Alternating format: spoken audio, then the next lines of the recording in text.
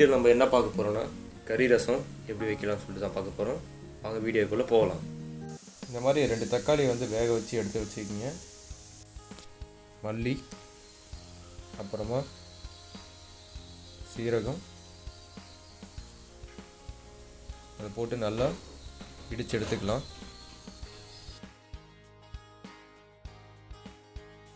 அப்புறமா மிளகு, பூண்டு, மிளகாய் வந்து 3.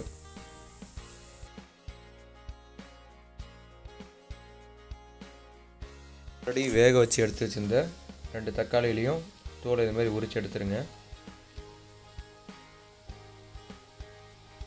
உரிச்சு எடுத்த அப்புறமா புளியை நல்லா சிக்கன் வேக வச்ச தண்ணியில் நல்லா கரைச்சி விட்டுக்கோங்க.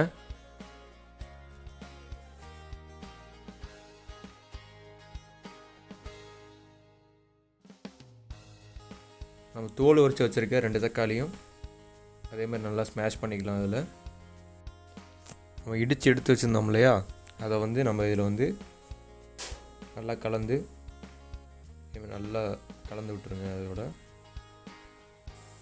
அப்புறமா அடுப்பை பற்ற வச்சு இந்த மாதிரி ஒரு சின்ன வானலியில் எண்ணெய் 2 டீஸ்பூன் ஊற்றிக்கலாம்.